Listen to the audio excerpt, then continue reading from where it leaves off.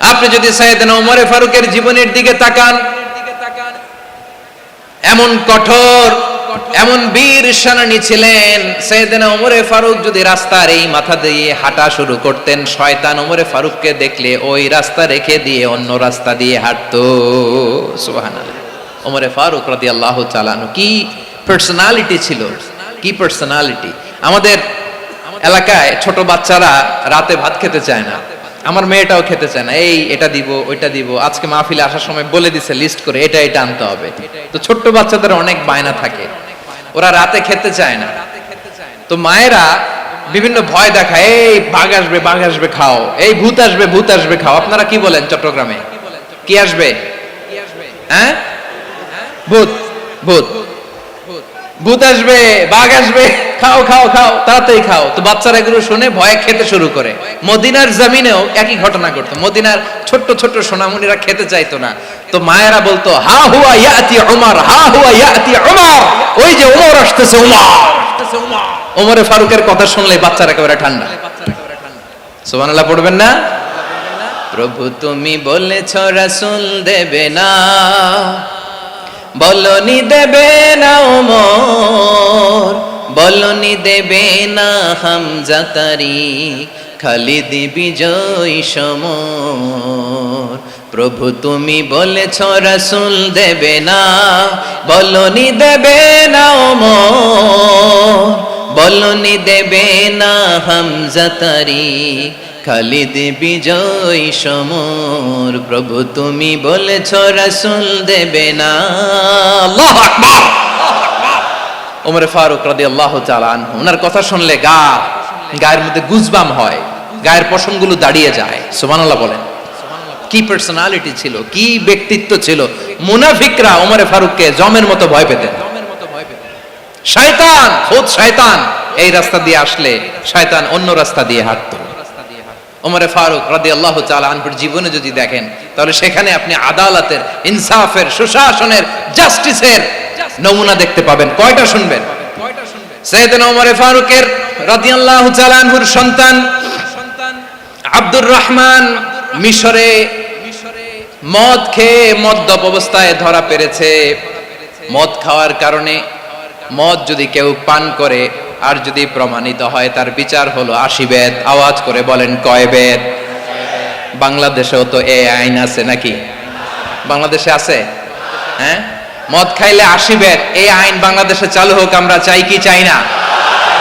চাই সবাই। এজন্যই তো ইসলাম ভাল লাগে না। ইসলামকে ভাল লাগে না। ইসলামকে আউট করে রাখতে পারলেই তো এরকম বড় বড় বোতল খাওয়া যায়। একেবারে সহজ, পানির মতো সহজ হিসাব, একেবারে সহজ। ওমর ফারুক রাদিয়াল্লাহু তাআলা আনহুর ছেলে ভুল করে মদ পান করে ফেলেছিলেন। আব্দুর রহমান, ঘটনা ঘটেছে মিশরে। মিশরের গভর্নর তখন আমর ইবনে আস রাদিয়াল্লাহু তাআলা আনহু। আব্দুর রহমানের ভাই যে গভর্নরকে বলল, গভর্নর যদি একটু দয়া করেন, খলিফার ছেলে আমার ভাই আব্দুর রহমান মদ্যপ অবস্থায় ধরা পড়েছে, জনসম্মুখে যদি আপনি বেত্রাঘাত করেন আমাদের প্রেস্টিজ থাকে না, যদি 80 বেত আপনি মারেন আমার কোনো কথা নাই, কিন্তু ঘরের ভেতরে মারেন। আব্দুর রহমানের ভাইয়ের সুপারিশ শুনে সাইয়েদনা আমর ইবনে আস রাদিয়াল্লাহু তাআলা আনহু রাজি হয়ে গেলেন।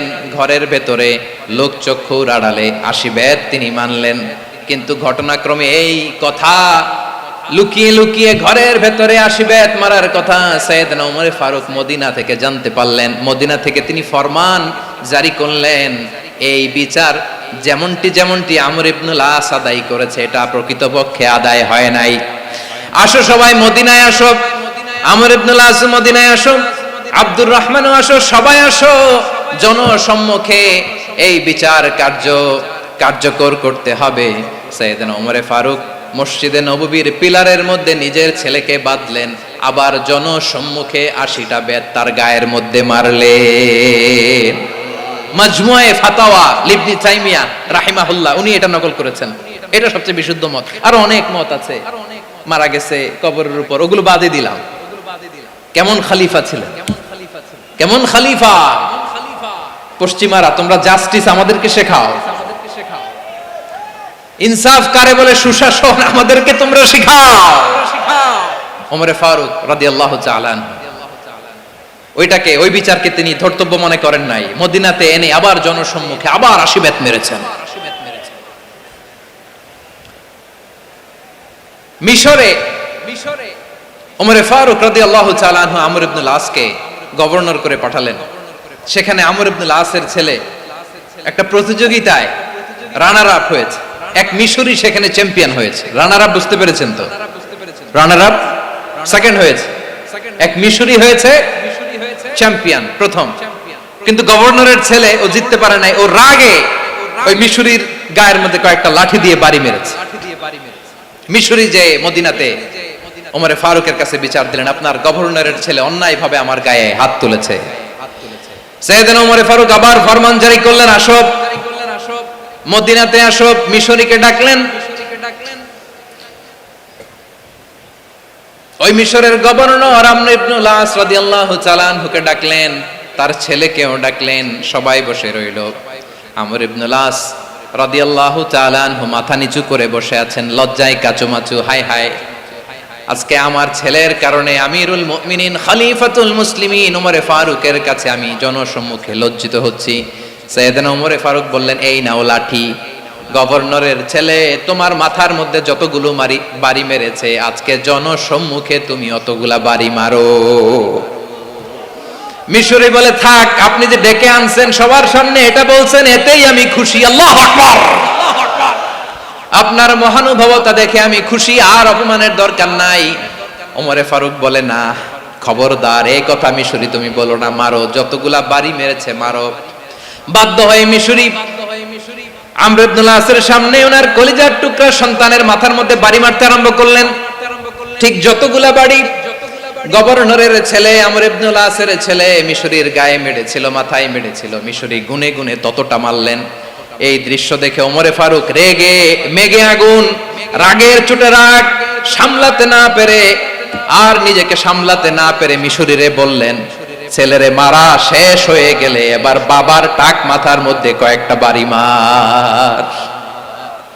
রাগের চোটে, আউট অফ অ্যাঙ্গার, রাগের চোটে, যে আমার পাঠানো গভর্নর আমর ইবনুল আস তার ছেলেকে কেন আদব তারবিয়া কেন শিক্ষা দিতে পারে না। ছেলেরে মারা হইলে এবার আমর ইবনুল আসের মাথার মধ্যে দুইটা মারো। এটা রাগে বলেছেন, এটা শাস্তি হিসেবে না। সুবহানাল্লাহ পড়ে। তোমরা আমাদেরকে সুশাসন শিখাও, আমাদেরকে সুশাসন শিখাও। বিশ্বনবী বলেন, আদল এটা যেন কোনো বিষয় না, এটা দিয়েই মানবিক সমাজ গড়তে হবে।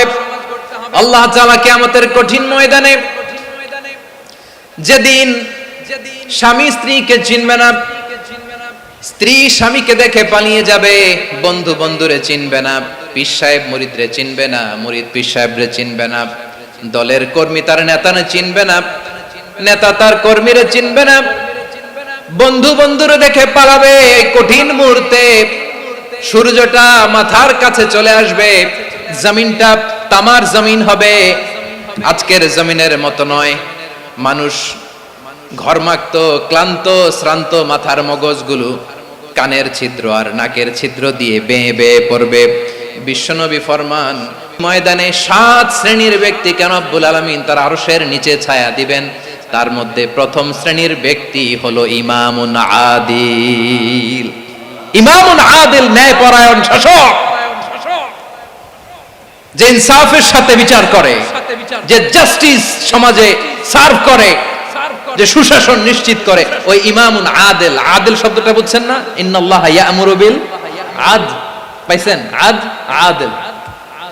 7 শ্রেণীর ব্যক্তিকে আল্লাহ তাআলা সুশীতল আরশের নিচে ছায়া দিবেন, যেদিন তার দেয়া ছায়া ছাড়া কোনো ছায়া থাকবে না। এর প্রথম হচ্ছে ইমামুন আদিল, ন্যায়পরায়ণ শাসক। চিল্লায় বলেন সুবহানাল্লাহ।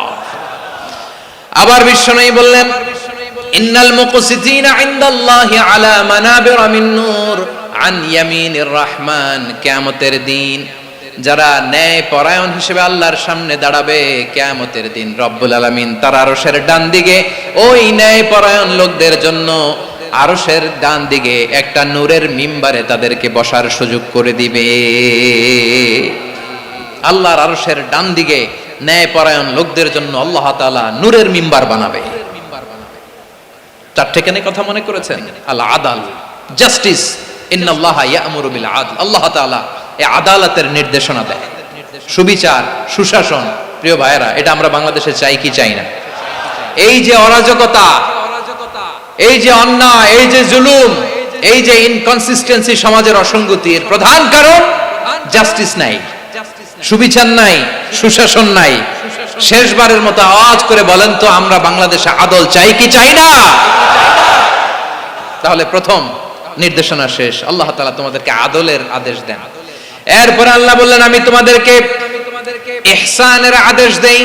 ইন্নাল্লাহা ইয়া'মুরু বিল আদলি ওয়াল ইহসান। আমি তোমাদেরকে যেমনি আদলের নির্দেশনা দেই, তেমনি ভাবে তোমাদেরকে ইহসানের নির্দেশনা দেই। ইহসান, আওয়াজ করে সবাই বলেন তো ইহসান। সবাই বলেননি, সবাই বললে এতটুকু আওয়াজ হবে আমি বিশ্বাস করি না। আওয়াজ করে বলুন আল ইহসান। ইহসান মানে কারো প্রতি সফট হার্টেড হওয়া, মহানুভব হওয়া, অনুগ্রহ পরায়ণ হওয়া, অনুগ্রহশীল হওয়া, একে অপরের প্রতি দয়াদ্র হওয়া। একে অপরের প্রতি দয়াদ্র, অনুগ্রহশীল হওয়া ছাড়া মানবিক সমাজ কশিনকালেও গঠন করা সম্ভব না। প্রিয় ভাইয়েরা, সুন্দর আচরণ দিয়ে, ইহসান দিয়ে যা জয় করা যায়, নরম আচরণ দিয়ে যেটা অর্জন করা যায়, কঠোরতা দিয়ে সেটা পারা যায় না।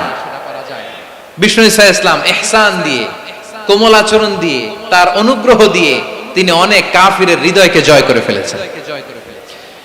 সাইয়েদনা সুমামা ইবনে উসাল রাদিয়াল্লাহু তাআলা আনহুর কথা মনে পড়ে যায়। তিনি ছিলেন ইয়ামামার বাদশা।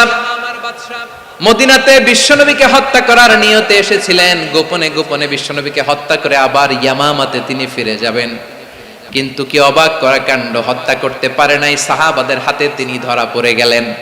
সাইয়েদনা সুমামা ইবনে উসাল রাদিয়াল্লাহু তাআলা আনহু হত্যার নিয়তে আসলেন, কিন্তু হত্যা করতে পারলেন না। সাহাবারা ওনাকে ধরে ফেললেন, ধরে মসজিদে নববীর পিলারের মধ্যে বেঁধে রাখলেন।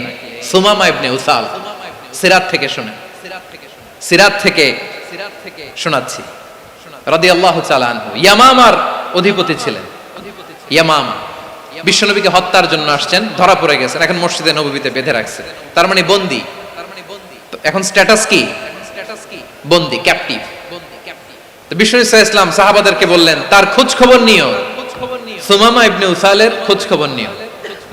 সাহাবারা বলেন, ইয়া রাসূলুল্লাহ, আপনাকে হত্যা করতে এসেছে, তার তো কঠিন ক্যাপিটাল পানিশমেন্ট হওয়া দরকার, কঠিন শাস্তি হওয়া দরকার। বিশ্বনবী বললেন, না, আমি যেটা জানি তোমরা সেটা জানো না, তোমরা সুমামার সাথে ভালো আচরণ করো।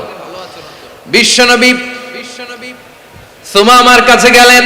প্রথম দিন যে তিনি কালেমার দাওয়াত দিলেন, ইমানের দাওয়াত দিলেন, ইসলামের দাওয়াত দিলেন, রিসালাতের দাওয়াত দিলেন, আখিরাতের দাওয়াত দিলেন।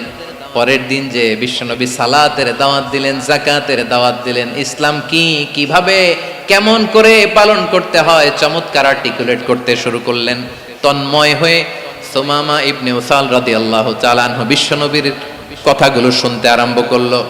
একদিন নয়, দুই দিন নয়, টানা 3 দিন বিশ্বনবী সুমামার কাছে ইসলামকে প্রেজেন্ট করেছেন, উপস্থাপন করেছেন। আওয়াজ করে বলেন, কয় দিন? 3 দিন।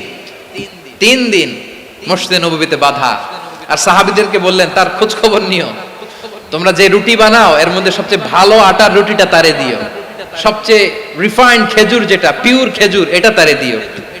আর বিশ্বনবী নিজের উট থেকে দুধ দহন করে ওনার বাড়ির এক কর্মচারীকে বলেছেন, দুধ দহন করে সুমামার জন্য নিয়ে যেও। সুবহানাল্লাহ পড়বেন না? সবাই তো অবাক, ইয়ামামা থেকে আসছে নবীকে হত্যা করতে, বিশ্বনবী দেখে তারে জামাই আদর করে, তাকে মজার মজার খাবার দিও, দুধ দিও, আদর আপ্যায়ন করো। একদিন নয়, 2 দিন নয়, টানা 3 দিন বিশ্বনবী এভাবে সুমামার কাছে যেয়ে যে ইসলামকে প্রেজেন্ট করতে আরম্ভ করলেন, ইসলামকে উপস্থাপন করতে শুরু করলেন।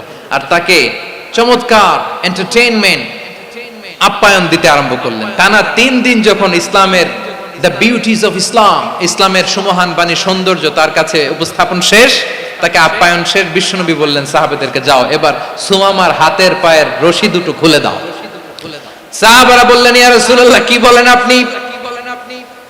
ও তো হত্যাকারী, সুযোগ পায় নাই, আপনারে মারতে পারে নাই, ছেড়ে দিলে আবার ও আপনার উপর তলোয়ার নিয়ে ঝাঁপিয়ে পড়বে। নবী, এই সিদ্ধান্ত আপনি নিতে যাবেন না। বিশ্বনবী বললেন, যেটা বলেছি সেটা করো, সুমামার রশিগুলো ছেড়ে দাও, সুমামার হাতে পায়ের রশিগুলো যে তোমরা খুলে দাও। সাহাবারা তর্ক জুড়ে দিলেন, লা ইয়া রাসূলুল্লাহ, এমনটা করবেন না তো, ভয়ঙ্কর ভয়ঙ্কর খুনি, কি জানি কি হয়ে যায়। বিশ্বনবী বললেন, না, তার হাতে পায়ের রশিগুলো খুলে দাও। সাহাবারা বিশ্বনবীর কথা মতো তার হাতে পায়ের রশিগুলো খুলে দিল। সুমামা মুহূর্তের মধ্যে মসজিদে নববী থেকে বের হয়ে ইয়ামামায় ফিরে না যে মসজিদে নববীর পাশে একটা খেজুর বাগান ছিল, সেখানে চলে গেলেন। সেখানে একটা ছোট্ট কুয়া ছিল, কুয়ার পানি দিয়ে তিনি গোসল করলেন। সুবহানাল্লাহ পড়েন। কুয়ার পানি দিয়ে গোসল করে মসজিদে নববীর সামনে এসে বিশ্বনবী এবং সাহাবাদের সামনে দাঁড়িয়ে সাব্বাবা উঁচু করে বললেন, আশহাদু আল্লা ইলাহা ইল্লাল্লাহ ওয়া আশহাদু আন্না মুহাম্মাদান আবদুহু ওয়া রাসূলুহু। আল্লাহু আকবার। আমি সাক্ষ্য দিচ্ছি আল্লাহ ছাড়া কোনো ইলাহ নাই, আর মুহাম্মদ আল্লাহ তাআলার প্রেরিত বান্দা এবং রাসূল। প্রিয় ভাইরা, ইহসান দিয়ে যা জয় করা যায়, কঠোরতা দিয়ে সেটা কঠিনকালেও জয় করা যায় না। আওয়াজ করে বলেন ঠিক কি না? এবার সুমামা দাঁড়িয়ে বলে, ওগো নবী, আমি তো কালিমা পড়ে মুসলমান হয়ে গেলাম, এবার শোনেন, এই মুহূর্তের আগে আপনার চেহারার চাইতে নিকৃষ্ট কোনো চেহারা আমার কাছে ছিল না, কিন্তু শাহাদা পাঠ করার পরে আপনার চেহারার চাইতে উত্তম শ্রেষ্ঠ কোনো চেহারা আমার কাছে আর নাই। ও নবী, আজকের দিনের আগে ইসলাম ধর্মের চেয়ে নিকৃষ্ট অপছন্দনীয় কোনো ধর্ম আমার কাছে ছিল না, কিন্তু এই মুহূর্ত থেকে ইসলামের চেয়ে সেরা শ্রেষ্ঠ পছন্দনীয় কোনো ধর্ম আমার কাছে নাই। নবী গো, আজকের দিনের আগে মদিনার চাইতে অপছন্দনীয় নিকৃষ্ট কোনো শহর আমার কাছে ছিল না, কিন্তু এই মুহূর্তের পর থেকে মদিনার চাইতে কোনো শ্রেষ্ঠ শহর আমার জানা নাই। সে ছিল গমের বড় ডিলার, গম বেচতো। কি বেচতো? তার গম কিনে মক্কার লোকেরা রুটি খাইতো। সে ঘোষণা দিল, আজকে থেকে মক্কাবাসীদের জন্য সব গম আমি হারাম করে দিলাম, মক্কাবাসী এখন না খেয়ে মরে। সুবহানাল্লাহ পড়বেন না? মক্কাবাসী বিশ্বনবীর কাছে আসলেন, এসে বললেন, মুহাম্মদ, আমরা তো তোমার ভাই, তোমার চাচা, তোমার ভাতিজা, তোমার আত্মীয়, তুমি সুমামারে বলো সে যেন আবার গমের সাপ্লাই মক্কার জন্য অনুমতি দিয়ে দেয়। বিশ্বনবীর অনুমতি ক্রমে সুমামা আবার মক্কাতে গম পাঠাতে শুরু করলো। পড়েন সুবহানাল্লাহ। ইহসান, ইহসান দিয়ে আপনি যেটা জয় করতে পারবেন, you can win the heart of your enemies. ইহসান দিয়ে আপনি আপনার শত্রুর হৃদয়কে জয় করতে পারবেন। আওয়াজ করে বলেন ঠিক কি না? এজন্য আল্লাহ বললেন, ওয়া আনফিকু ফি সাবিলিল্লাহি ওয়া লা তুলকু বিআইদিকুম ইলাত তাহলুকা ওয়া আহসিনু ইন্নাল্লাহা ইউহিব্বুল মুহসিনিন। তোমরা আল্লাহর রাস্তায় দান করবে আর নিজেরা নিজেদেরকে ধ্বংসের হাতে ঠেলে দিও না। তোমরা একে অপরের প্রতি ইহসান করবে, কারণ ইহসানকারীদেরকে আল্লাহ বড্ড ভালোবাসেন। সুবহানাল্লাহ পড়েন।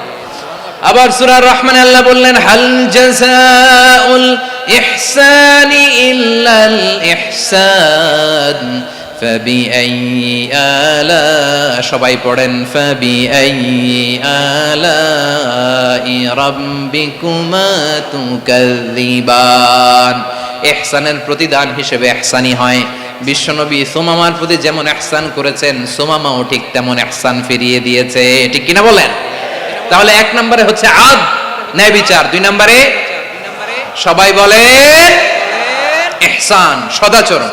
ইহসান দুই ধরনের প্রিয় ভাইরা, ইহসান ফিল ইবাদা, ইহসান ফিল মুআমালা।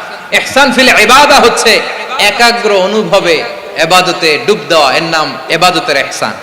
সুবহানাল্লাহ পড়ে। বিশ্বনবী বলেন, ইহসান মানে কি জানো নাকি?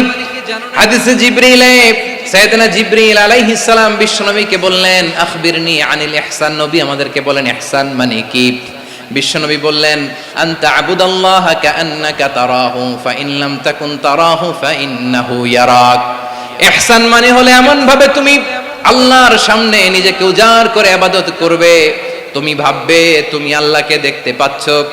আর এটা যদি ভাবা তোমার জন্য কঠিন হয়ে যায়, অন্তত এতটুকু তুমি ভাববা যে আল্লাহ তোমাকে দেখতে পাচ্ছেন। ঠিক কিনা বলেন? ও আমার বীর চট্টলার ভাইয়েরা, কেউ যেটা দেখে না সেটা দেখে কে? এই বিশ্বাস হৃদয়ের মধ্যে আছে? নামাজে যখন দাঁড়ান এই ফিলিংসটা আনা যাবে? হ্যাঁ, এশার সালাত তো এখনো হয় নাই না? আলোচনা শেষে এশার সালাত এখানে অনুষ্ঠিত হবে, তাই না? আচ্ছা বলুন তো, আমরা এশার সালাত পর্যন্ত বেঁচে থাকবো এই গ্যারান্টি আছে কার কার? হাত তোলেন। কয়েকজন হাত তুলছে পেছনে, না বুঝে তুলে ফেলছে। এশা পর্যন্ত যে আমরা হায়াত পাবো কোনো গ্যারান্টি আছে? সবাই আওয়াজ করে বলেন, গ্যারান্টি আছে? গ্যারান্টি নাই। এজন্য বিষ্ণু ইসলাম বলেছে, এমন ভাবে নামাজে দাঁড়াও, ইবাদত করো, মনে করো হতে পারে এটাই আমার জীবনের শেষ নামাজ। পারফর্ম দ্য সালাহ as if this is your last and final prayer. এমন ভাবে সালাতে দাঁড়াও, ভাবো হতে পারে এটাই তোমার জীবনের শেষ নামাজ। এমন ভাবে নামাজে দাঁড়াও, ভাবো এটাই শেষ নামাজ। তাহলে নামাজে একাগ্রতা বাড়ায় দিবে কে? ফলে ইবাদতের ইহসান আমাদের অর্জিত হবে। আর মুআমালাতে ইহসান হলো, বিশ্বনবী বলেন, ইন্নাল্লাহা তাবারাকা ওয়া তাআলা কাতাবাল ইহসানা আলা কুল্লি শাই, ফাইযা কাতালতুম ফাআহসিনুল কিতলা ওয়া ইযা যাবাহতুম ফাআহসিনুয যাবহা ওয়ালিয়ুহিদ্দা আহাদুকুম শাফরাতাহু ওয়ালিয়ুরিহ যাবিহাতাহু। ইহসান দুই ধরনের, আওয়াজ করে বলতে হবে। কয় ধরনের? সবাই বলুন আওয়াজ করে, কয় ধরনের? একটা হচ্ছে ইহসান ফিল ইবাদা, ইবাদতে ইহসান। ইবাদতে ইহসান কি? একাগ্র অনুভব দিয়ে ইবাদত করা, মন প্রাণ দিয়ে ইবাদত করা। আর মুআমালাতে ইহসান কি? সব কাজে, দৈনন্দিন কাজে, কর্মে, সামাজিক অ্যাক্টিভিটিতে কোমলতা প্রদর্শন করা, অনুগ্রহের সাথে সবকিছু করা। আল্লাহ তাআলা, ইন্নাল্লাহা তাবারাকা ওয়া তাআলা কাতাবাল ইহসানা আলা কুল্লি শাই, তিনি সব কিছুর ব্যাপারে ইহসানকে আবশ্যক করেছেন। সবকিছুতে মুমিনের সব কাজে ইহসানের পরশ থাকবে। ওয়া ইযা কাতালতুম ফাহসিনুল কিতলা, বিষ্ণুই বলেন তুমি যখন কাউকে হত্যা করো ইহসানের সাথে করো। সুবহানাল্লাহ পড়বেন না? যখন হত্যা করো তখনও ইহসানের সাথে। আচ্ছা হত্যা করবো আবার ইহসান আসবে করতে করে, তো মেরেই ফেলবো আমি। আল্লাহ, ও ভাই একজন খুন করেছে, খুনি, রাষ্ট্রীয় আইনে তার শাস্তি হয়েছে ডেথ পেনাল্টি, মৃত্যুদণ্ড। এখন মৃত্যুদণ্ড দেখে আপনি যেমনে মন চায় তেমনে মারবেন লোকটারে? ওর নাক কেটে ফেলতে পারবেন? ওর কান কাটতে পারবেন? ওর চোখ উপড়ে ফেলতে পারবেন আপনি? যেমন মন চায় তার অঙ্গহানি করা যাবে না। ইহসানের সাথে তাকে হত্যা করো। সুবহানাল্লাহ, this is Islam, this is the true essence of Islam. ওয়া ইযা যাবাহতুম ফাহসিনুয যাবহা, যখন জবাই করবে তখনও ইহসানের সাথে জবাই করো। করব জবাই, ওইখানেও নাকি ইহসান?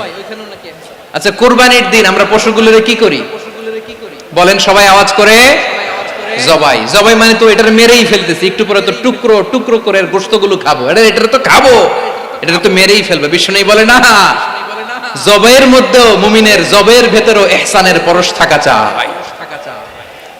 যখন জবাই করবে প্রাণীটাকে হাত পা টাইট করে বেঁধে নাও, ছুরিটাকে শার্পেন করে নাও, ধারালো করে নাও, যাতে অল্প সময়ে জবাইটা হয়ে যায়, প্রাণীটা যাতে কম কষ্ট পায়। সুবহানাল্লাহ পড়ে। দিস ইজ কল্ড ইহসান। ইহসান আল্লাহ তাআলা যেমনি আদলের আদেশ করেছেন, ন্যায় বিচার, জাস্টিস এনশিওর করতে বলেছেন, সমাজে ইহসানের ব্যবহার, ইহসানের অনুশীলন তিনি করতে বলেছেন। এজন্য মুমিনের প্রতিটি কাজে, আমার চট্টগ্রামের ভাইয়েরা আমার দিকে তাকান, খেয়াল করে শুনুন, মুমিন জীবনের প্রতিটি কাজে ইহসানের পরশ থাকা চাই।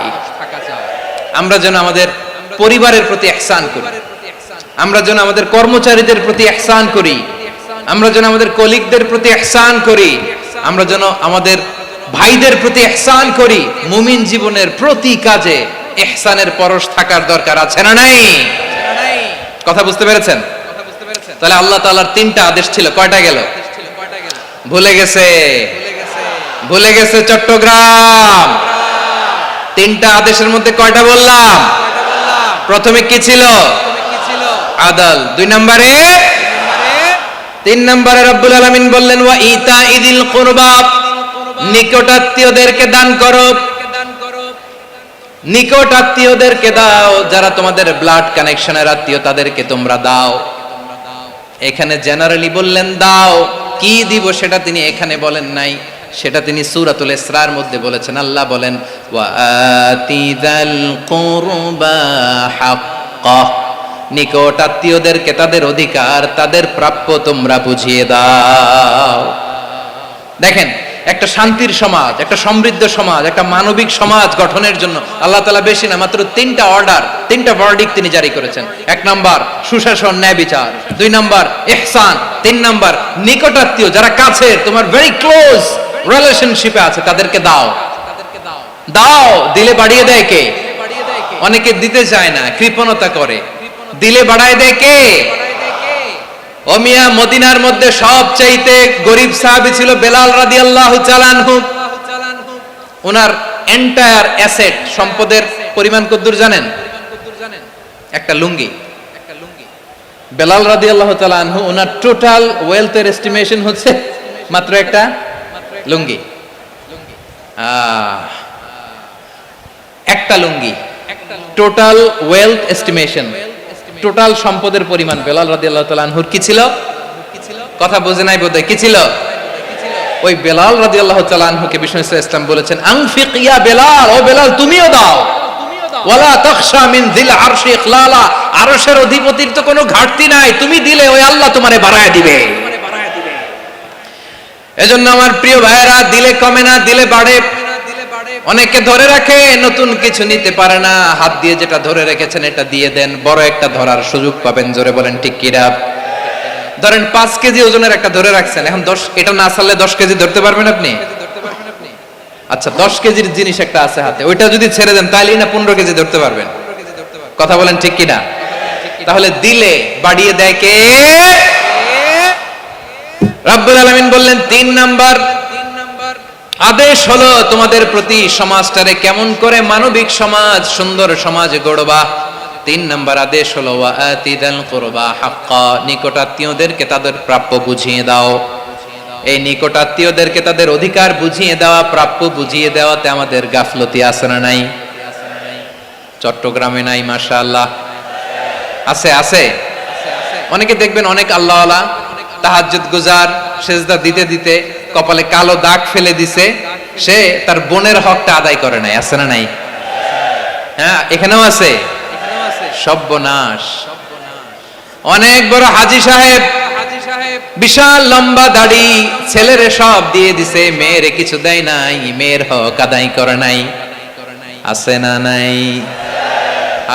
এই হাজী সাহেবেরা, এই আল্লাহওয়ালারা কিয়ামতের ময়দানে আটকে যাবে। আপনি অন্যের অধিকার নষ্ট করেছেন, তাদের রাইটস কে ভায়োলেট করেছেন। এজন্য আল্লাহ তাআলা বলেন, কারো অধিকার যদি কেউ নষ্ট করে, ওই সমাজটা মানবিক সমাজ কঠিন কালেও হতে পারে না। এজন্য 3 নম্বর আল্লাহ বললেন ওয়া ইতা ইদিল কুরবা, নিকটাত্মীয়দেরকে দাও। কি দিবা? তাদের অধিকার দিয়ে দাও। বোনের অধিকার বুঝিয়ে দাও, মেয়ের অধিকার বুঝিয়ে দাও, ফুফুর অধিকার বুঝিয়ে দাও। দেখবেন অনেক মায়েরা ছেলের পাতে মুরগির রান দেয়, মেয়ের পাতে দেয় মুরগির ঠ্যাং। এরকম আছে না নাই? ছেলেরা কি দেয়? মুরগির। মেয়ের পাতে কি দেয়? তো মেয়ের কি মুরগির রান খেতে মনে চায় না? মনে চায় না? এমনটা করা যাবে না। নিকটাত্মীয়দেরকে অধিকার দিয়ে দাও, নিকটাত্মীয়ের সাথে সুসম্পর্ক রাখো। আদেশটা কার? এজন্য প্রিয় ভাইয়েরা, জীবনে যদি বারাকা অর্জন করতে চান, নিকটাত্মীয়দের সাথে সুসম্পর্ক রাখতে হবে, তাদের জন্য উপহার পাঠাতে হবে। বিশ্বনবী বলেন লা ইয়াদখুলুল জান্নাতা কাতে, যে ব্যক্তি আত্মীয়তার সম্পর্ককে ছিন্ন করে দেয়, সে কঠিন কালেও আল্লাহর জান্নাতে ঢুকবে না। আপনি কি এটারে সহজ হাদিস মনে করছেন? এটা সহজ কথা। আপনি ভাবছেন আপনার নামাজ আপনার বাঁচাতে পারবে, আপনার রোজা বাঁচাতে পারবে, আপনার তাহাজ্জুদ আপনারে বাঁচাতে পারবে? অধিকার নষ্ট করলে কিছুই আপনারে বাঁচাতে পারবে না। এজন্য নিকট আত্মীয়দেরকে দিতে হবে বেশি বেশি। বিশ্বনবী বলেন ইন্না সাদাকাতা আলাল মিসকিনি সাদাকা ওয়া আলা যির রাহিমি ইসনাতান সাদাকাতুন ওয়া সিলা। মিসকিনরে দান করলে শুধু দানের সওয়াব হয়, নিকট আত্মীয়কে দান করলে 2টার সওয়াব হয়, সাদাকার সওয়াব হয়, আবার আত্মীয়তার বন্ধন অটুট রাখার সওয়াব হয়ে যায়। আবার বিশ্বনবী বললেন মান সাররাহু আইয়ুবসাতা লাহু ফি রিজকিহি ওয়া ইউনসালাহু ফি আসারিহি ফালইয়াসিল রাহিমা। যে ব্যক্তি তার রিজিকের প্রশস্ততা চায় আর হায়াতে বরকত চায়, সে যেন তার আত্মীয়ের সাথে সুসম্পর্ক রাখে। আমার প্রিয় চট্টলার ভাইয়েরা, আমাদের রিজিক বাড়ুক, এটা আমরা চাই কি চাই না? সবাই চান? হ্যাঁ, আমাদের রিজিকে প্রশস্ততা আসুক, চাই কি চাই না? আমাদের হায়াতে বরকত আসুক, আমরা চাই কি চাই না? এই দুইটা যদি চান তাহলে নিকটাত্মীয়দের সাথে সুসম্পর্ক রাখবেন, পারবেন? তাহলে সমাজটারে মানবিক সমাজ বানায় দিবে কে? তিনটা আদেশ চলে গেল। কয়টা? আওয়াজ করে বলেন। এক নম্বরে কি ছিল? দুই নম্বরে, তিন নম্বরে নিকটাত্মীয়দেরকে দান। আপনাদেরকে আরো শোনার আগ্রহ আছে? আপনাদের মনোযোগ আছে না গেছে? কষ্ট হচ্ছে না? মাশাআল্লাহ, মাশাআল্লাহ। তাকবীর পড়ুন, লিল্লাহি তাকবীর।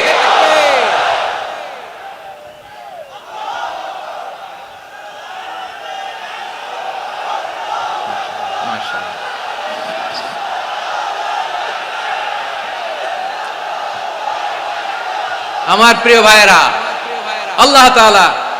আল্লাহ তাআলা তিনটা জিনিসের যেমনি আদেশ করেছেন, অনুরূপভাবে তিনটা বিষয় তিনি বারণ করেছেন, নিষেধ করেছেন। ওগুলোর কাছেও যাওয়া যাবে। শুনবেন, শুনবেন। রাব্বুল আলামিন বলেন, ওয়ায়ানহা আনিল ফাহশাই ওয়াল মুনকারি ওয়াল বাগি। আমি যেমনি তিনটি বিষয়ে আদেশ করলাম, অনুরূপভাবে তিনটি বিষয়ে বারণ করলাম, নিষেধ করলাম। আমার এক নাম্বার নিষেধাজ্ঞা হলো অশ্লীলতার প্রতি। ফাহশা, ওয়ায়ানহা আনিল ফাহশা। আল্লাহ তাআলা অশ্লীলতাকে নিষেধ করেছেন। কোন জিনিসকে? সবাই বলুন, কোন জিনিসকে? যত ধরনের, যত টাইপের, যত ক্যাটাগরির অশ্লীলতা হতে পারে, সব অশ্লীলতাকে হারাম করেছেন কে? ফাহশা মানে কি? কথায়, কাজে, আচরণে, কমেন্ট, ফেসবুকের কমেন্টসে যত ধরনের নোংরামো আছে, যত ধরনের অশ্লীলতা আছে, এটাকে আরবিতে বলে ফাহশা। এটাকে কি বলে? রাব্বুল আলামিন বলেন, কুল ইন্নামা হাররামা রাব্বিয়াল ফাওয়াহিশা মা যাহারা মিনহা ওয়া মা বাতান। ও নবী, আপনি বলে দেন, আমার রব প্রকাশ্য, অপ্রকাশ্য, স্পষ্ট কিংবা অস্পষ্ট, দৃশ্যমান কিংবা অদৃশ্যমান সব অশ্লীলতাকে হারাম করেছেন। সব ধরনের অশ্লীলতা হারাম, সব ধরনের। আল্লাহ তাআলা আমাদেরকে অশ্লীলতা থেকে বাঁচান। অশ্লীলতা থেকে তিনি আমাদেরকে হেফাজত করুক, পড়েন আমিন। এবার বলেন, আমাদের সমাজে অশ্লীলতা আছে না নাই? চট্টগ্রামে নাই? আমি কই নাই, ওনারা বলে আছে। দেখছেন, আমি সামহাও বাঁচায় দেওয়ার ট্রাই করতেছি, আমি সামহাও বাঁচায় দেওয়ার ট্রাই করতেছি, ওনারা বলে আছে। অশ্লীলতা নানা ভাবে, নানা নামে, নানা মোড়কে আমাদের সমাজে আছে না নাই? সংস্কৃতির নামে, ফ্যাশনের নামে, বিনোদনের নামে, উপন্যাসের নামে, কনসার্টের নামে অশ্লীলতা আছে না নাই? আপনি দেখেছেন কনসার্টগুলোর অবস্থা?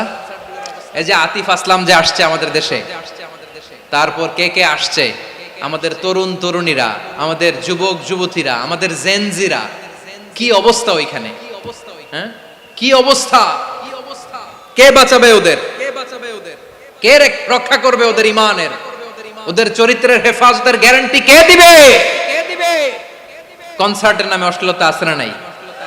ছেলে মেয়ে একে অপরকে জড়ায় ধরতেছে, একে অপরকে চুমো খাচ্ছে, প্রকাশ্যে, দিবালোকে, গণমানুষের সামনে।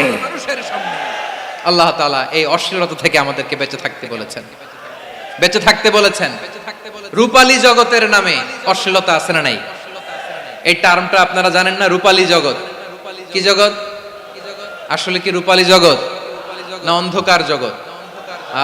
আমার বোনেরা, আপনাদেরকে যে কি বলে তারা বুঝায়, রূপালী জগৎ শুনেই আপনি ভরকে যাবেন না। রূপালী জগতে যে নারী যত বেশি উলঙ্গ, সে নাকি তত বেশি সাহসী। জানেন, বলে এটা একটা সাহসী নারী, খুব সাহসী পদক্ষেপ তার। যত বেশি শরীর থেকে কাপড় নামাতে পারবে, যত বেশি বস্ত্রহীন হয়ে নিজেকে প্রেজেন্ট করতে পারবে, সে নাকি তত বেশি সাহসী। আমার চট্টলার ভাইয়েরা, শয়তানের প্রথমে এজেন্ডা ছিল বনি আদমকে বস্ত্রহীন করা। সে আদম এবং হাওয়া আলাইহিস সালামকে নিষিদ্ধ গাছের ফল খাইয়ে তাদেরকে বস্ত্রহীন করেছে। এই জামিনেও সে আমাদেরকে বস্ত্রহীন করতে চাইবে, এই রূপালী জগতের নামে। তারা এটা করে। আমার প্রিয় বোনেরা, আপনি জানেন না আপনার দাম কত। ওরা আপনাদেরকে বিজ্ঞাপনের সস্তা পণ্য বানাতে চায়। ওরা আপনাদেরকে ওদের ভোগের লিপসার টুলস বানাতে চায়। ওরা আপনাদেরকে দিয়ে ওদের খায়েশ পূরণ করতে চায়। এটা আপনাদের জন্য মোটেও ডিগনিটি নয়, এটা আপনাদের জন্য সম্মান নয়। আপনার সম্মান শালীনতায়, আপনার সম্মান হেজাবে, আপনার সম্মান ভদ্রতায়, আপনার সম্মান আপনার ডিসেন্ট পোশাকে। পোশাক বলে দেয় এই নারীটা ভদ্র না অভদ্র। পোশাক বলে দেয় এই মেয়েটা কোন ঘরের মেয়ে। আওয়াজ করে বলেন ঠিক কিনা?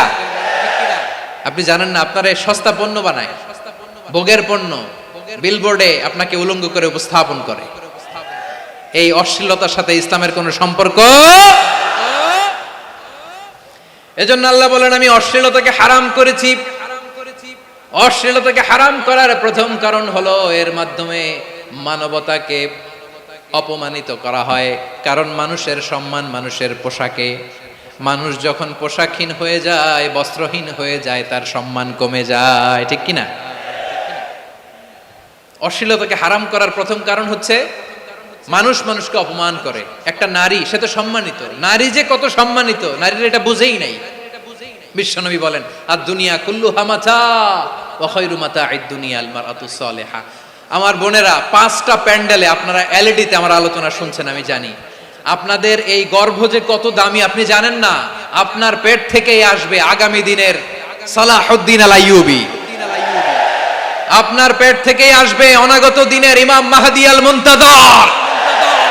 আপনার পেট থেকেই আসবে অনাগত দিনের ফয়সাল, ওয়াসিম, মুগ্ধ, আবু সাইদের মতো বীর যোদ্ধা।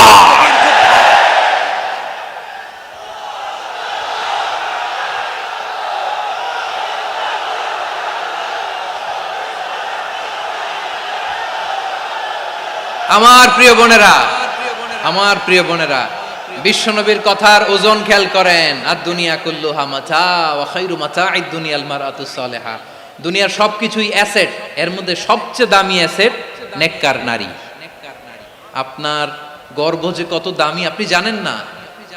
নিজের সময়টাকে কাজে লাগান, কোরআন পড়েন, সুন্নাহ পড়েন। আপনার অনেক দায়িত্ব ঘরে। You are the MD of your family. একটা family it's a very big institution. পরিবার একটা অনেক বড় প্রতিষ্ঠান। and you are the MD of your institution. আপনি এই পরিবারের MD, managing director of your family. এখানে আপনার কত দায়িত্ব। আপনি ছেলেমেয়েদেরকে তারবিয়া করবেন। আপনি আপনার স্বামীর জন্য ঘরটারে জান্নাতের নীড় বানাবেন। আপনার জন্য জান্নাতের ডুপ্লেক্স বাড়ি ওইখানে তৈরি করে রাখবে কে? আপনি যে কত দামি আপনি জানেন না। নারীদেরকে আল্লাহ বানিয়েছেন উচ্চতর করে, নিম্নতর নয়। নারীদেরকে ছোট্ট জিনিস দিলে এটার বড় করে দেয়। নারীদেরকে ভ্রূণ দিলে, শুক্রাণু দিলে নারী এটারে বাচ্চা হিসেবে উপহার দেয়, ঠিক কিনা? বিয়ের মাধ্যমে স্বামী যখন তার শুক্রাণু তার স্ত্রীকে উপহার দেয়, স্ত্রী রিটার্নে কি উপহার দেয়? ফুল ফর্ম বেবি, মানব সন্তান। দেখছেন, আপনি দিলেন একটুক, উনি দিছে বিশাল। আপনি যদি নারীকে বাজার এনে দেন, নারী এটাকে সুস্বাদু খাবারে রূপান্তর করে দেয়। আপনি তাকে একটা মুচকি হাসি দিয়ে দেন, সে তার কলিজা দিয়ে দেয়। কিন্তু যদি আপনি তার মনে কষ্ট দেন, সে আপনার জীবনকে জাহান্নাম বানায়া দেয়। খবর আছে। নারীর মন বুঝতে পারলে নেয়ামত, বুঝতে না পারলে কিয়ামত, ঠিক কিনা বলে? কত দামি আপনি জানেন না। জানেন না আপনি কত দামি, অনেক দামি আপনি। আপনাদেরকে যেন ভোগের সস্তা পণ্য বানাতে না পারে, আপনাদেরকে সচেতন থাকতে হবে, সজাগ থাকতে হবে, কনসার্ন থাকতে হবে। শয়তানের ওই হাতছানির দিকে আর নজর দেওয়া যাবে না। তাহলে কেন আল্লাহ তাআলা এই ফাহশা অশ্লীলতাকে হারাম করলেন? 1 নাম্বার, এতে হিউম্যান ডিগনিটি কমে। 2 নাম্বার, এতে মানুষের অধিকার নষ্ট হয়। আপনি বিয়ে করেছেন, এরে পরকিয়া করেন, ওর সাথে এরকম আছে না নাই? স্ত্রীর অধিকার নষ্ট করেছেন। আপনি বিবাহ সম্পর্কে আবদ্ধ হয়েছেন তার সাথে, আপনি পরকিয়া করেন ওই ছেলের সাথে, আপনি আপনার হাজবেন্ডের সাথে বিট্রে করেছেন। এজন্য আল্লাহ অশ্লীলতাকে হারাম করেছেন। অশ্লীলতাকে হারাম করার আরেকটা কারণ হচ্ছে আল্লাহ তাআলা এই হিউম্যান জেনারেশনকে এটাকে প্রিজার্ভ করতে চায়। হিফজুন নাসল, এটা মাকাসিদুশ শরিয়ার অনেক গুরুত্বপূর্ণ একটা মাকাসিদ। অনেক গুরুত্বপূর্ণ। আপনার নাসাল, আপনার জেনারেশনকে সংরক্ষণ করা। এই যে আসতেছে ফেব্রুয়ারি, কত ফেব্রুয়ারি জানো? এটা কি বিশ্ব ভালোবাসা দিবস? হ্যাঁ, কি দিবস? এই বিশ্ব ভালোবাসা দিবসের সাথে মুসলমানদের কোনো সম্পর্ক নাই। আমার প্রিয় ভাইরা, এই যে আপনি অবৈধ সম্পর্কে জড়ালেন, কেন আল্লাহ অশ্লীলতাকে হারাম করেছে দেখেন। বলতেছিলাম যে এটা আপনার নাসাল, আপনার জেনারেশন, আপনার লিনিয়েজ, আপনার বংশকে প্রিজার্ভ করা। কে কার বাবা, কে কার মা, বাবা মা জানা, প্রজন্মকে প্রিজার্ভ করা, এটা ইসলাম ওয়াজিব করে দিয়েছে। এই যে অবৈধ সম্পর্কের কারণে, বিশ্ব বেহায়া দিবসের কারণে, এগুলোর আউটকাম, আউটপুট হিসেবে মাঝে মাঝে ঢাকা মেডিকেলের ডাস্টবিনে নবজাতকের বাচ্চার কান্নার আওয়াজ শুনতে পাওয়া যায়। চট্টগ্রাম মেডিকেলের ডাস্টবিনে নবজাতকের কান্না শুনতে পাওয়া যায়। বীর চট্টলার মুসলমানেরা বুঝতে পারলে আওয়াজ করে বলেন, এই যে চট্টগ্রাম মেডিকেলে যে নবজাতকটা পাওয়া গেল, ওর বাবাকে আমাকে বলেন, ওর বাবাকে, ওর মাকে, ও কোন ফ্যামিলির সন্তান কেউ জানে? আপনি হিউম্যান ডিগনিটিকে অপমান করেছেন না? আপনি তার ভবিষ্যৎকে অন্ধকার করেছেন না? আপনি তার লিনিয়েজকে প্রশ্নবিদ্ধ করে দিয়েছেন না? এই জন্য আল্লাহ তাআলা অশ্লীলতাকে আমাদের জন্য হারাম করে দিয়েছেন। পড়েন সুবহানাল্লাহ। এই জন্য রাব্বুল আলামিন বলেন, কুল ইন্নামা হারামা রাব্বিয়াল ফাওয়াহিশা মা যাহারা মিনহা ওয়া মা বাতান। প্রকাশ্য অপ্রকাশ্য সব অশ্লীলতাকে হারাম ঘোষণা করে দিয়েছে কে? আবার দুনিয়ার বুকে যারা অশ্লীলতার প্রসার করে তাদের জন্য শাস্তি মজুদ রেখেছে কে? রব্বুল আলামিন বলেন, ইন্নাল্লাযীনা ইউহিব্বুনা আন তাশিআল ফাহিশাতু ফিল্লাযীনা আমানু লাহুম আযাবুন আলীমুন ফিদ দুনিয়া ওয়াল আখিরাতি ওয়াল্লাহু ইয়ালামু ওয়া আনতুম লা তা'লামুন। নিশ্চয়ই যারা বিশ্বাসীদের মাঝে অশ্লীলতার প্রচার প্রসার করতে চায় তাদের জন্য আমি মর্মন্তুদ শাস্তি প্রস্তুত করে রেখেছি, দুনিয়াতেও রেখেছি, আখিরাতেও রেখেছি। ঘোষণাটা কার? যারাই নাটকের নামে, সিনেমার নামে, রূপালী জগতের নামে, মুভির নামে, ওটিটি প্ল্যাটফর্মের নামে আমার সমাজে অশ্লীলতা ছড়াতে চায় তাদের জন্য কঠিন মর্মন্তুদ শাস্তি মজুদ রেখে দিয়েছে কে? ও আমার বোনেরা, এখনো আপনি জাগবেন না? এখনো আপনার চিন্তার দুয়ারে এখনো নাড়া পড়ে নাই? ওরা আপনাকে উলঙ্গ বানাতে চায়, ওরা আপনাকে আইটেম গার্ল বানাতে চায়। এজন্য ইসলাম অশ্লীলতাকে হারাম করেছে। হারাম। ইসলাম বলেছে যোজন যোজন দূরে থাকো, ওরা বলে না কাছে আসো, কাছে আসার গল্প, ক্লোজ আপ ওয়ান, কাছে আসার গল্প আছে না নাই? চট্টগ্রামে তো এগুলো নাই মাশাআল্লাহ। হ্যাঁ,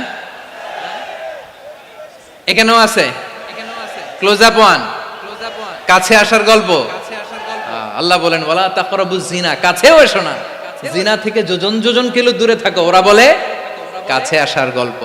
আমার বীর চট্টলার ভাইয়েরা, কাছে আসতে হলে আমরা কোরআনের কাছে আসব, কাছে আসতে হলে নবীর কাছে আসব, কাছে আসার গল্প হবে আমার রবের কাছে আসার গল্প। চিল্লায় বলো ঠিক কিনা?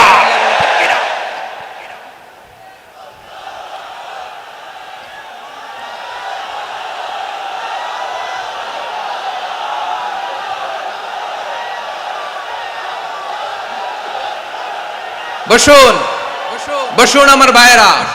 তাহলে অশ্লীলতার সাথে আমাদের কোনো সম্পর্ক? সবাই বলতে পারেননি, আওয়াজ করে বলুন, অশ্লীলতার সাথে আমাদের কোনো সম্পর্ক? আমরা এই সমস্ত ক্লোজ আপ ওয়ান, কাছে আসার গল্পের প্রোগ্রামে যাব?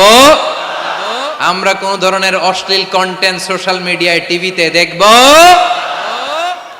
কি যুগ যে আমরা কাটাচ্ছি আপনি কল্পনা করতে পারবেন না। পর্ন ইন্ডাস্ট্রি, নারী পুরুষের বস্ত্রহীন যুগল দৃশ্য, এটাকে দিয়ে ওরা কোটি ডলারের ইন্ডাস্ট্রি বানিয়েছে। পুরো মানব ইতিহাসে এরকম জঘন্য সময় মানব ইতিহাস পার করে নাই। পর্ন এটা ইন্ডাস্ট্রি হয়ে গেছে। আমাদের এই যুবকগুলো, জেনজিগুলো, ওদের চরিত্র বাঁচাবে কি করে? কেমন করে হেফাজত করবে ওদের এই মূল্যবান চরিত্র? আমার প্রিয় ভাইরা, এই অশ্লীলতার দ্য লেটেস্ট ভার্সন হচ্ছে LGBT কিউ, শরীফ থেকে শরীফা। শুনছেন আপনারা? দেখতে পুরুষ, আসলেই পুরুষ, সুস্থ একজন পুরুষ, 4 সন্তানের বাবা, বলে আমি মনে মনে নারী। দেখতে নারী, সুস্থ নারী, আসলেই সে দিব্যি একজন নারী, বলে আমি মনে মনে পুরুষ। সবচেয়ে ভয়ঙ্কর অশ্লীলতার সবচাইতে লেটেস্ট ভার্সন হচ্ছে এই ট্রান্সজেন্ডারিজম। সুস্থ পুরুষ তার বায়োলজিক্যাল গ্রোথকে হরমোন দিয়ে স্টপ করে দিয়ে সে সার্জারি করে নারী হতে চায়, সুস্থ নারী পুরুষ হতে চায়। পুরুষ পুরুষের প্রতি সেক্সুয়ালি আকর্ষণ বোধ করে, এটা লূত আলাইহিস সালামের কওমের মধ্যে ছিল। এটাকেও আল্লাহ কোরআনে ফাহিশা বলেছেন। ওয়ালুতান ইয ক্বালা লিকাওমিহি আতাতুনাল ফাহিশাতা মা সাবাকাকুম বিহা মিন আহাদিম মিনাল আলামিন। লূত আলাইহিস সালাম বললেন, তোমরা কি এমন এক অশ্লীল কার্যক্রমে ডুব দিলে নাকি যেটা গোটা বিশ্বের কেউ কখনো করে নাই, তোমরাই প্রথম করেছো। পড়েন নাউযুবিল্লাহ।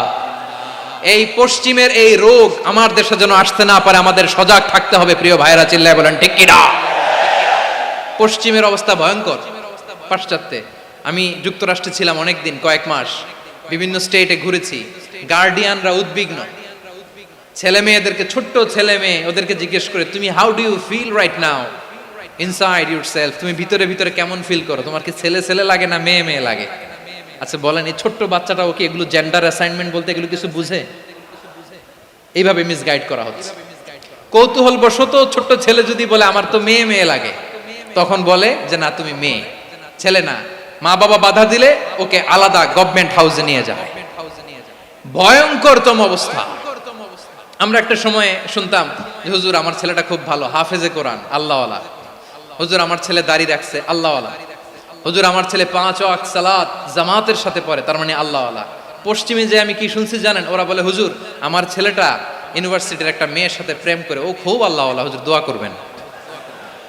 এর কারণ ওদের কাছে আল্লাহওয়ালার ক্রাইটেরিয়া হচ্ছে হুজুর আমার ছেলেটা আরেক ছেলের পছন্দ করে নাই, আমার মেয়েটা আরেক মেয়েকে ভালোবাসে নাই, এজন্য আমার ছেলেটা আল্লাহওয়ালা, হুজুর ওর জন্য একটু দোয়া করে দিয়েন। কি চ্যালেঞ্জ ওরা ফেস করতেছে। ওনার ছেলে যে আরেক ছেলেরে বিয়ে করবে না, এটাতেই উনি খুশি যে আলহামদুলিল্লাহ আমার ছেলেটা একটা মেয়েরে ভালোবাসে, আমার মেয়েটা একটা ছেলেরে ভালোবাসে, মানে এটা খুব আল্লাহওয়ালা। নাউজুবিল্লাহ পড়তে পারলেন না? এজন্য অশ্লীলতার সাথে আমাদের কোনো সম্পর্ক। রাব্বুল আলামিন বলেন ওয়ায়ানহা আনিল ফাহশাই ওয়াল মুনকারি ওয়াল বাগি, 3টা জিনিসকে আমি নিষিদ্ধ করলাম। 1 নাম্বার হলো ফাহশা, অশ্লীলতা। 2 নম্বরে হলো মুনকারের সমস্ত মন্দ কাজ। আপনাদের মনোযোগ আছে না? শেষ করে দিব? আর 2-1 মিনিট শুনবেন? আচ্ছা বলি তাহলে, আর 2-1 মিনিট। তাহলে নিষেধাজ্ঞা জারি করেছেন 3টা জিনিসের উপর। 1 নাম্বার কি? ফাহশা, অশ্লীলতা। 2 নাম্বার মুনকার। মুনকার মানে হচ্ছে যত মন্দ কাজ, খারাপ কাজ, বাজে কাজ, এটার বলে মুনকার। এটার কি বলে? আপনারা পড়ছেন না তা'মুরুনা বিল মা'রুফি ওয়া তানহাউনা আনিল মুনকার। ভালো কাজের আদেশ, সৎ কাজের আদেশ, অসৎ কাজের নিষেধ। মুনকার, মুনকার হচ্ছে মানুষের স্বাভাবিক বিবেকবোধ যেটাকে খারাপ বলে, ওইটাই মুনকার। পৃথিবীর সব আসমানি গ্রন্থ যেটাকে খারাপ বলেছে, মানুষের স্বাভাবিক বিবেকবোধ যেটাকে খারাপ বলেছে, এগুলো সব মুনকার। যেমন ইফটিজিং, এটা কি ভালো না খারাপ? মজুদদারি, খাদ্যে ভেজাল দেওয়া, ওজনে কম দেওয়া, মাছে ফরমালিন মিশানো, চাঁদাবাজি, টেন্ডারবাজি, দখলবাজি, এগুলো আমাদের স্বাভাবিক বিবেকেই বলে এগুলো খারাপ, এগুলো হচ্ছে মুনকার। আল্লাহ তাআলা এই মুনকার থেকে আমাদেরকে বেঁচে থাকতে বলেন, আর শয়তান এই মুনকারের প্রতি আমাদেরকে উদ্বুদ্ধ করে। আল্লাহ তাআলা বললেন ইয়া আইয়ুহাল্লাযীনা আমানু লা তাত্তাবিউ খুতুওয়াতিশ শাইতান ফাইন ওয়া মান ইয়াত্তাবি' খুতুওয়াতিশ শাইতানি ফাইন্নাহু ইয়া'মুরু বিল ফাহশাই ওয়াল মুনকার। আল্লাহ বললেন আমার গোলামেরা শোনো শোনো, ও আমার বিশ্বাসী বান্দারা, খবরদার, তোমরা কশিনকালেও শয়তানের পদাঙ্ক অনুসরণ করবে না, কারণ শয়তান তোমাদেরকে অশ্লীলতা এবং মন্দ কাজের দিকে উদ্বুদ্ধ করে। আমাদের কাজ হচ্ছে শয়তান আমাদেরকে যেদিকে নিতে চায় আমরা তার উল্টা দিকে যাব, ঠিক কিনা বলে? শয়তান এই মন্দ কাজকে আমাদের কাছে বিউটিফাই করে, চাকচিক্যময় করে আমাদের সামনে উপস্থাপন করে। এজন্য আল্লাহ বলেন মুনকারকে থামাতে হবে, মুনকার প্রতিরোধ করতে হবে। মুনকার প্রতিরোধের দায়িত্ব শুধু আমাদের নাকি? শুধু আপনার খতিব সাহেবের, ইমাম সাহেবের, নাকি মুসলিম উম্মার সবার? আওয়াজ করে বলুন, মুনকার অসৎ কাজ প্রতিরোধের দায়িত্ব কার? রাব্বুল আলামিন বলেন, কুনতুম খায়রা উম্মাতিন উখরিজাত লিন-নাসি তা'মুরুনা বিল মা'রুফি ওয়া তানহাউনা আনিল মুনকার। তোমাদেরকে শ্রেষ্ঠ জাতি করে জমিনের মধ্যে আবির্ভূত করা হয়েছে, যাতে করে তোমরা জমিনের ভেতরে সৎ কাজের আদেশ করতে পারো আর অসৎ কাজের নিষেধ করতে পারো। উম্মা কুনতুম খায়রা, তাহলে গোটা উম্মার দায়িত্ব, এটা বুঝতে পারছেন তো? আচ্ছা, আরো নিচে আসেন।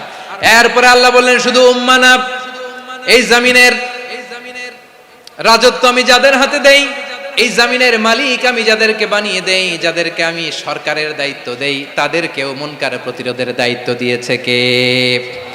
আল্লাহ বলেন, যারা ক্ষমতার মসনদে বসেছে তাদেরকে 4 দফা কর্মসূচি আমি আল্লাহ দিলাম। আওয়াজ করে বলেন, কয় দফা?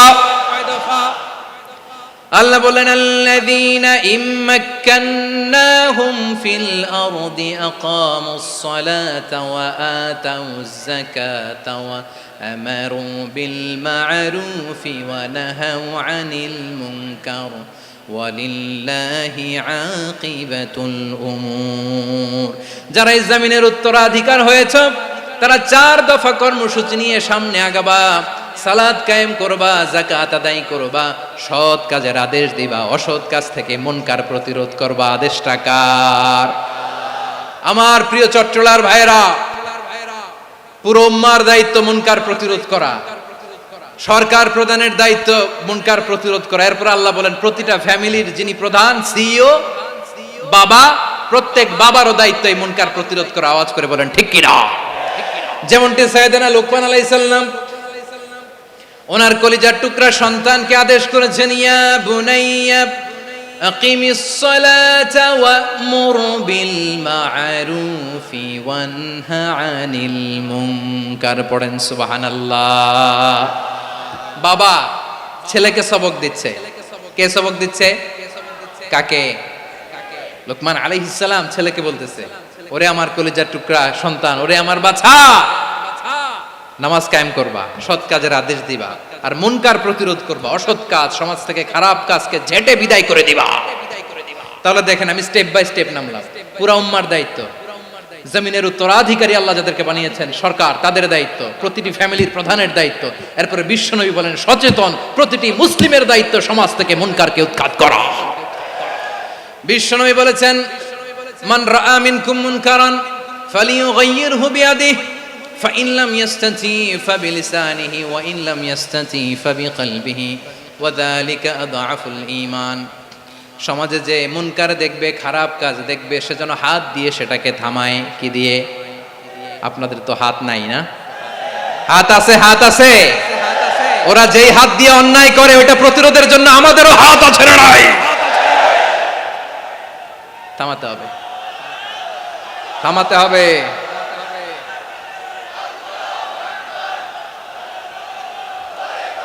বসুন আমার প্রিয় ভাইরা, ওরা ওদের যে হাত দিয়ে টেন্ডারবাজি করে, চাঁদাবাজি করে, ইফটিজিং করে, দখলবাজি করে, যে হাত দিয়ে, ওই মুনকার থামায় দেওয়ার জন্য আল্লাহর দেয়া আমাদেরও 2টি হাত আছে না নাই? আমাদেরও হাত আছে। থামাইতে হবে, থামাইতে হবে, হিম্মত করতে হবে। আমার প্রিয় ভাইরা, না থামালে আমরাই ডুববো শেষমেশ। আমাদের বাঁচার জন্য হলেও থামাইতে হবে। রব্বুল আলামিন বলেন, ওয়াত্তাকু ফিতনাতাল লা তুসিবান্নাল্লাযীনা যালামু মিনকুম খাসসা। ও আমার গোলামেরা, ওই আযাবকে ভয় করো যে আযাব যখন আমি জমিনের বুকে পাঠাই শুধু জালেমদেরকেই মারি না, আলেমদেরকেও মারি। আযাব যখন আসে তখন শুধু জালিমই মরে না, আলেমও মরে। জানেন, মুসা আলাইহিস সালামের পায়ে একবার একটা লাল পোকা কামড় দিয়েছে, লাল পিঁপড়া। লাল পিঁপড়া কামড় দিলে খুব আরাম লাগে না? কি লাগে? হ্যাঁ, জ্বলে না? লাল একটা পিঁপড়া কামড় দিছে, তো উনি রেগে মেগে পাশি দেখে লাল পিঁপড়ার বাসা, পা দিয়ে ডলে মুছে সবগুলো পিঁপড়া মেরে ফেলছে। এই ঘটনাটা আল্লাহ ঘটিয়েছেন। এজন্য মুসা আলাইহিস সালাম ছিলেন কালিমুল্লাহ, সরাসরি আল্লাহর সাথে কথা বলতেন। তিনি আল্লাহকে জিজ্ঞেস করেছিলেন, আল্লাহ তুমি যখন কোনো জনপদে আযাব পাঠাও, শাস্তি দাও, ওখানকার শুধু জালেমরাই তো মরে না, ভালো মানুষগুলাও মরে, তো আযাব দিবা মুশরিকদের উপর দিবা, অবাধ্যদের উপর দিবা, ভালো মানুষগুলারে মারো কেন? আল্লাহ বললেন, মুসা তোমার যে কামড় দিছিল পায়ের মধ্যে পিঁপড়া, কয়টা পিঁপড়া? জোরে বলেন। একটা পিঁপড়া, তো সবগুলারে মারলা কেন? রেগে মেগে পুরো পিঁপড়ার বাসা ভেঙে ম্যাসাকার করলা কেন? এই মুসা, আমি যখন অ্যাকশনে যাই, আমি যখন শাস্তি দেই, তখন এত বাস বিচার করা হয় না, বাস বিচার করা যায় না। যখন অ্যাকশনে যাওয়া হয় ওইটা ডাইরেক্ট অ্যাকশন হয়ে যায়। চিল্লায় বলো ঠিক কিনা? এজন্য আমাদের বাঁচার জন্য হলে ওই পাপ থামাতে হবে, এই শয়তানের অট্টহাসি থামাতে হবে, অন্যায় অপরাধ সমাজ থেকে আমাদের থামাতে হবে। কারণ আযাব আসলে ওরাও মরবে, আমরাও মরব। একটা জাহাজ 2 তলা, আপনি আছেন 2য় তলায়। শুনতেছেন? শুনতেছেন? জাহাজ কয় তলা? আপনি কোন তলায়? 2য় তলায়। নিচের তলার কিছু লোক জাহাজের তলা ছিদ্র করতে আরম্ভ করছে। কি ছিদ্র করতেছে? আচ্ছা, জাহাজের তলা ছিদ্র করলে তলা দিয়ে কি ঢুকে? এখন আপনি যদি বলেন আমার কি, আমি তো 2 তলায়, আমার কি, আমি তো সেফ, আমি ইন দ্য সেফ জোন, আমি তো ভালো আছি, আমি তো ভালো আছি, ওরা ছিদ্র করে ওরা মরবে। আসলে কি শুধু ওরা মরবে, নাকি তলা ফুটো হলে ভিতরে পানি ঢুকলে আপনারও শরীর সমাধি হবে? তলা দিয়ে যখন পানি ঢুকবে, জাহাজ ঢুকলে আপনিও মরবেন। এজন্য নিজে মরার আগে ওই পাগলগুলোর নিচতলায় যে থামাতে হবে। চিল্লায় বলেন ঠিক কিনা? এজন্য আল্লাহ বললেন, মুনকার প্রতিরোধের দায়িত্ব সমাজের টপ টু বটম সবার। পুরো আম্মার দায়িত্ব, সরকার প্রধানের দায়িত্ব, প্রতিটি ফ্যামিলির প্রধান বাবার দায়িত্ব। বিশ্বনবী বললেন প্রতিটি সচেতন মুসলিমের দায়িত্ব। এজন্য মুনকার প্রতিরোধ করার দরকার আছে না নাই? সমাজে এই যে ইফটিজিং হয়, আপনার বোনের বয়সী একটা মেয়েকে কিছু বখাটে টিটকারি করে, এই বলে সেই বলে, নোংরা কথা বলে, রাস্তায় দেখেও আপনি পাশ দিয়ে না দেখার মতো চলে যান কেন? আপনি দাঁড়ান না কেন? আপনি দাঁড়ালেই তো থেমে যাবে, কারণ সত্যের যে শক্তি তার সামনে মিথ্যা মুখ থুবড়ে পড়ে। আপনার সামনে ও কিছুই না, নাথিং। আপনি দাঁড়ান, ওকে প্রশ্ন করেন যে আমার বোনকে তুমি ডিস্টার্ব করো কেন? আপনাকে দেখে আরো 5 জন দাঁড়াবে, 5 জনকে দেখে আরো 10 জন দাঁড়াবে। আমাদের নীরবতা আর আমাদের নিশ্চুপ থাকাই জালিমদেরকে আরো শক্তিশালী জালিম বানিয়েছে। এজন্য মুনকার প্রতিরোধের দায়িত্ব আমাদের সবার। টেন্ডারবাজি, চাঁদাবাজি, দুর্নীতি, অপরাধ, দখলদারিত্ব, মজুদদারি, এগুলো সব কিছু একসাথে প্রতিরোধ করতে হবে। ঠিক কিনা বলেন? একটা মানবিক সমাজ যদি চাই, প্রতিরোধ করতে হবে। প্রিয় ভাইয়েরা, আল্লাহর শপথ নিয়ে বলি, এই নাসিহাতগুলো সবার জন্য, সব দলের জন্য, সব মতের মানুষের জন্য। আমরা কোনো দলের প্রতি মানুষকে ডাকি না, আমরা ডাকি ইসলামের দিকে। সব দলের, সব মতের, সব মানুষদেরকে আমরা আহ্বান জানাই, আসুন আমরা একটা সুন্দর সমাজ বিনির্মাণ করি। এই যে নতুন বাংলাদেশের এক সুযোগ এসেছে, আর জীবনে হয়তো আসবে না, সামনের 100 বছর এই সময় আসবে না। আসুন দেশটাকে আমরা সাজাই, আসুন আমরা দুর্নীতি বন্ধ করি, আসুন আমরা চাঁদাবাজি বন্ধ করি, আসুন আমরা দখলদারিত্ব বন্ধ করি, আসুন আমরা এক দল আরেক দলকে নিশ্চিহ্ন করার যে রাজনীতি, এটা বন্ধ করি। সব দলের প্রতি আমার আহ্বান। আমি কিছুদিন আগে একটা নিউজ দেখলাম, ওই যে লন্ডনে বসে জনাব তারেক রহমান সাহেবকে আমি ধন্যবাদ দিতে চাই। উনি সংবাদ শোনা মাত্রই ওনার দলের অনেক চাঁদাবাজকে উনি বহিষ্কার করেছে। I do appreciate. প্রতিটি দলের এরকম ইনিশিয়েটিভ নেওয়ার দরকার আছে না নাই? যে কোনো দলে এই প্র্যাকটিসটা থাকার দরকার আছে না নাই? চাঁদাবাজদের সাথে আপনারা নিজেদেরকে মুক্ত ঘোষণা করবেন যে এরা আমার দলের কর্মী হতে পারে না। আমরা চাঁদাবাজ মুক্ত বাংলাদেশ চাই, জুলুম মুক্ত বাংলাদেশ চাই, ফ্যাসিজম মুক্ত বাংলাদেশ চাই, গুণ খুন খারাপি মুক্ত বাংলাদেশ চাই। আমরা নতুন ভোরের বাংলাদেশ চাই। ওই বাংলাদেশ পাওয়ার জন্য মুনকার প্রতিরোধে, অন্যায় প্রতিরোধে যদি বাঘের বাচ্চার মতো, আবু সাঈদের মতো দুই হাত উঁচু করে বুককে টান টান করে প্রসারিত করে দাঁড়াতে হয়, রাজি আছো মুসলমান? কারা কারা রাজি? আল্লাহকে হাত দেখিয়ে প্রতিজ্ঞা করো।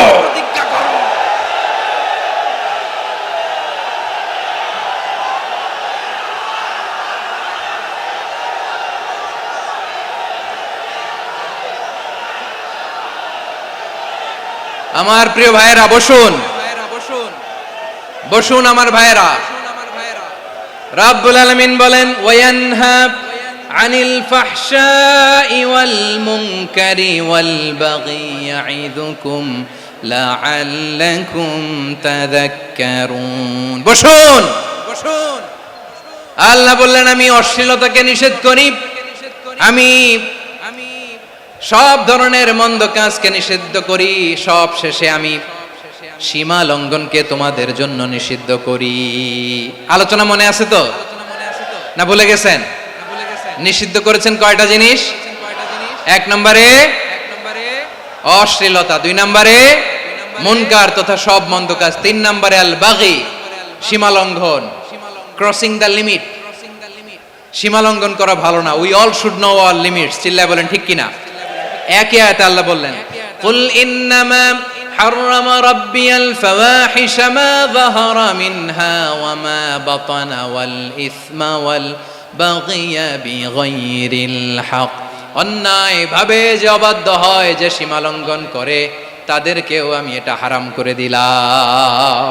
সীমা লঙ্ঘন করা হারাম, সীমা লঙ্ঘন করা হারাম। আল্লাহ বারবার বারবার আমাদেরকে ওয়ার্নিং দেয়। যখন আমরা থামি না তখন আল্লাহ ধরে, আর যখন ধরে তখন ছাড়ে না।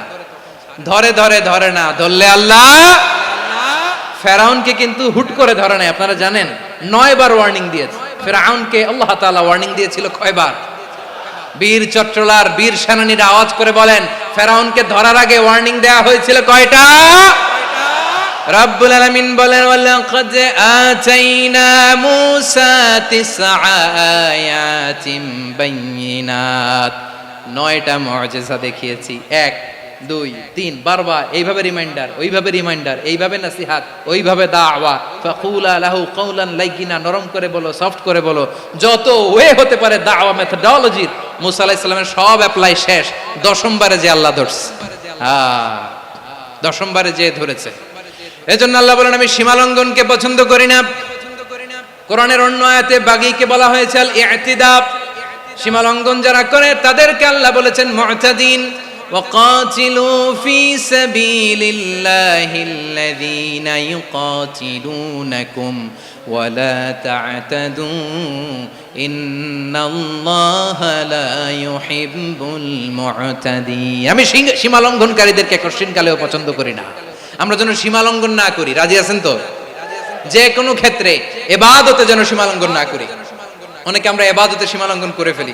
বিশ্বনবী সাল্লাল্লাহু আলাইহি ওয়াসাল্লাম যেটা শিখিয়েছেন এর বাইরে যে অতিরিক্ত বুজুর্গ হতে চায়, এরকম আছে না নাই? করা যাবে না, কোনো ক্ষেত্রেই সীমা লঙ্ঘন করা যাবে, এমনকি যুদ্ধ ক্ষেত্রেও না। বিশ্বনবী সাল্লাল্লাহু আলাইহি ওয়াসাল্লাম বলেন খবরদার যুদ্ধ ক্ষেত্রেও সীমা লঙ্ঘন করো না। কি সুন্দর ইসলাম আমরা পেয়েছি। বিশ্বনবী বলেন খবরদার যুদ্ধের ময়দানে কোনো নারীর গায়ে হাত তোলো না, কোনো শিশুর গায়ে হাত তোলো না, কোনো গবাদি পশু হত্যা করো না, কোনো শস্য ক্ষেত্র ধ্বংস করো না, ইবাদতরত অন্য ধর্মের কোনো সন্ন্যাসীর গায়ে হাত তোলো না। বলেন সুবহানাল্লাহ। তাহলে আমরা সীমা লঙ্ঘন করতে পারবো। প্রিয় ভাইরা, একটা সুখী সমৃদ্ধ শান্তির সমাজ, মানবিক সমাজ যদি আমরা গঠন করতে চাই, আমাদের আল্লাহর দেয়া কয়টা আদেশ মানতে হবে বলেন দেখি? সবাই বলেন কয়টা? আর বেঁচে থাকতে হবে কয়টা জিনিস থেকে? আওয়াজ করে বলেন কয়টা? আচ্ছা, আদেশ নাম্বার 1 কি ছিল বলেন? আল্লাহর আদেশ কি? 1 নাম্বার আদাল, ন্যায় পরায়ণতা। আমরা সুবিচার, সুশাসন, ন্যায় বিচার চাই কি চাই না? 2 নম্বরে কি ছিল? মাশাআল্লাহ, আওয়াজ করে বলেন 2 নম্বরে কি ছিল?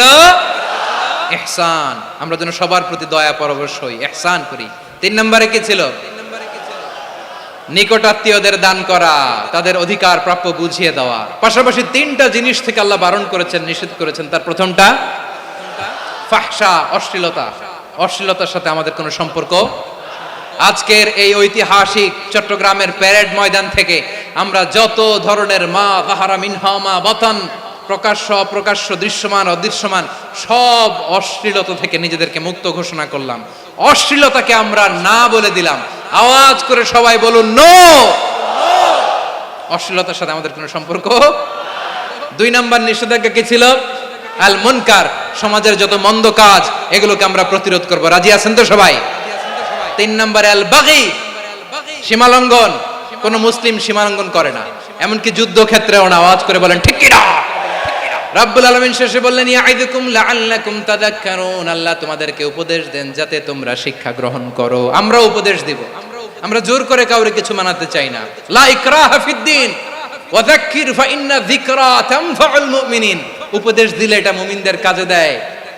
লাস্তা আলাইহিম বিমুসাইতির ইন্নামা আনতা মুযাক্কির। নবী হে, আপনি রিমাইন্ডার দাতা, আপনি উপদেশ দিবেন। আমরাও বিশ্বনবীর এই হাদিসগুলো থেকে, কোরআনের আয়াত থেকে রিমাইন্ডার, এই কথামালা, বাণী বাহক হিসেবে এই বাণীগুলো আপনাদের সাথে কাছে পৌঁছে দিলাম। আমরা আল্লাহ তাআলার কাছে প্রার্থনা করি, আল্লাহ আমরা যেন আদল দিয়ে আমাদের সমাজকে গঠন করতে পারি। আল্লাহ আমরা যেন ইহসান করতে পারি, আমরা যেন নিকটাত্মীয়দের দান করতে পারি। আল্লাহ যত ধরনের অশ্লীলতা, অনাচার, মন্দ কাজ, সীমালঙ্ঘন, অবাধ্যতা থেকে যেন আমরা বেঁচে থাকতে পারি। আল্লাহ তাআলা আমাদের সবাইকে কথাগুলো বোঝার ও আমল করার তৌফিক দান করুক।